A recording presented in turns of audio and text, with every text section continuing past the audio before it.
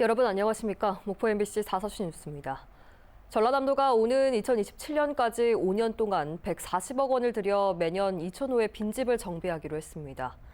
빈집 정비 사례로는 빈집을 철거한 공지에 주차장이나 꽃밭을 조성하거나 공공시설로 제공하는 등 각 시군마다 자체적으로 활용 방안을 마련하고 있습니다. 전남에는 현재까지 21,766개 동의 빈집이 있으며 이 가운데 13,034개 동이 철거 대상으로 분석됐습니다. 전라남도의 청렴도가 크게 하락한 것과 관련해서 전라남도가 원인을 분석하고 청렴 활동을 강화하겠다고 밝혔습니다. 전라남도는 올해 직원들의 사무관리비 횡령 사건으로 외부 체감도가 크게 떨어진 것으로 보고 매년 사무관리비 집행에 대한 정기감사 등 공정한 예산 집행에 노력하겠다고 밝혔습니다. 전라남도는 국민권익위원회의 올해 공공기관 평가에서 청렴 체감도 4등급, 청렴 노력도 4등급을 받아 종합 청렴도도 지난해보다 2등급 하락한 4등급을 기록했습니다. 목포대는 교육부와 한국교육개발원이 발표한 2022년 고등교육기관 졸업자 취업 통계 조사에서 취업률이 전년도보다 5.9%포인트 상승한 63.8%를 기록했다고 밝혔습니다. 목포대는 이 같은 성과는 호남 제주권 6개 종합국립대 가운데 가장 높은 수치로 코로나19로 인한 고용 상황 악화 속에서도 취업 창업 지원 서비스 등 기반을 확충하고 지역사회 협력을 통해 거둔 성과로 평가했습니다.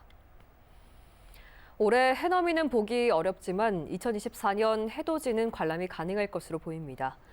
기상청에 따르면 2024년 새해 첫날 전남 서부권의 아침 날씨는 해안가를 중심으로 낮은 구름대가 형성돼 있지만 해돋이를 보는 데는 무리가 없을 것으로 보입니다. 하지만 올해 마지막 날 일몰 시간대에는 일부 지역에서 5mm 안팎의 비가 내리는 등 흐린 날씨가 예보돼 해넘이 관람에는 어려움이 있을 전망입니다.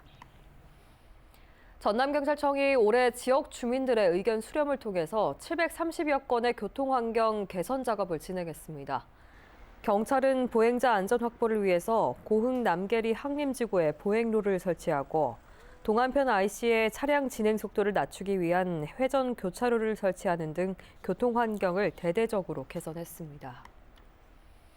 더불어민주당 전남도당은 내년 4월 22대 총선을 대비해서 필승 전략과 전남형 공약을 개발하기 위한 총선 기획단을 구성했습니다.